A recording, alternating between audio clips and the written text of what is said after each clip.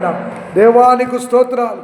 మహోన్నతుడా, సిల్వలో నాకై కాచెను యేసు రక్తము, శిలనైన నన్ను మార్చెను యేసు రక్తము, యేసు రక్తము,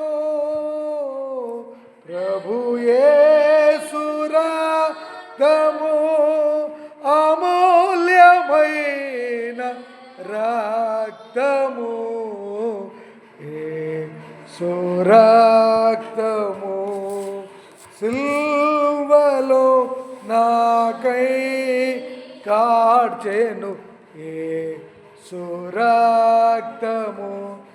అందరికి ఒక 2 నిమిషాలు ఒక వాక్యం విని ప్రార్థన. క్రీస్తునందు ప్రియమైన పెద్దపాడు సంగమా, తండ్రి కుమార పరిశుద్ధాత్మ ఒక 2 మాటలు జ్ఞాపకం చేసుకొని సిలువను గూర్చిన వార్త. యేసు ప్రభు మన కోసం సిలువలో మరణించాడు. అంటే ఈ 40 రోజులు ఉపవాసం ఉండి అనేక ప్రాంతాలు తిరుగుతుండగా దేవుడు అనేక రకాలుగా మాట్లాడుతున్నాడు.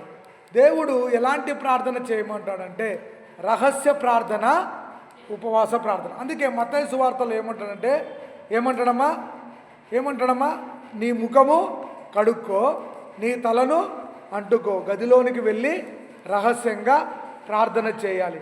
అందుకే అంటున్నాడు ఆయన వాక్యము అంటే నశించిన దానిని వెదకి రక్షించుటకు మనుష్య కుమారుడు ఈ లోకమునకు వచ్చిన్నాడు. అంటే నశించిపోతున్న మనము పాపంలో శాపంలో ఉండకూడదని, మన కుటుంబాలు మన కోసం ఎవరైనా మరణిస్తారా? ఎవరు మరణించారు కదా. అలాగే దేవుడు కరుణామయుడు, కృపామయుడు గనక ఆయనే ప్రాణమును బట్టి ఈ 40 రోజులే కాదు జీవితాంతం యేసయ్యను ఆరాధించాలి. ఆయన మహిమ కలిగిన దేవుడు, ఆయన రాజులకు రాజు, ఆయన రక్తం చిందించబడితేనే తప్ప మానవునికి పాపక్షమాపణ లేదు.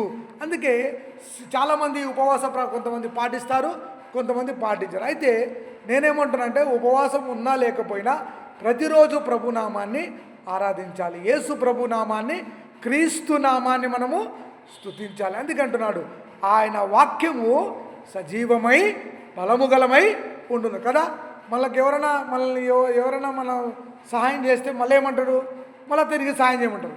కానీ యేసు ప్రభు అట్లా అంటాడమ్మా, ఆయన మనకు ఎప్పుడు కూడా సహాయం చేసే దేవుడుగా ఉంటున్నాడు.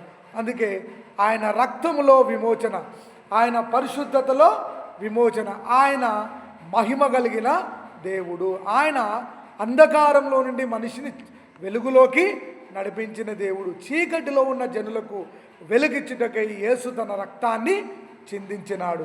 ఆయన రక్తములో స్వస్థత, ఆయన రక్తములో విడుదల, ఆయన రక్తములో మానవునికి పాపక్షమాపణ. అందుకే అంటున్నాడు జుంటి తేనె దారల కన్నా నీ వాక్యము మధురమైనది. పాట పాడతాం కదా, జుంటి కంటెను తేనె కంటెను నీ వాక్యము మధురమైనది. నాయన యేసు ప్రభు ప్రేమ కలిగిన దేవుడు, యేసు ప్రభు లోకరక్షకుడు, యేసు ప్రభు పాపము నుండి విమోచించే దేవుడు. అందుకే ఆయన మనలను నరకం నుండి తప్పించడానికి ఆయనే మనకు బలిపశువుగా అయినట్లుగా చూస్తున్నాం. కాబట్టి నశించిన దానిని వెదకి రక్షించుటకు మనుష్య కుమారుడు వచ్చారని మనము తెలుసుకొనవలను.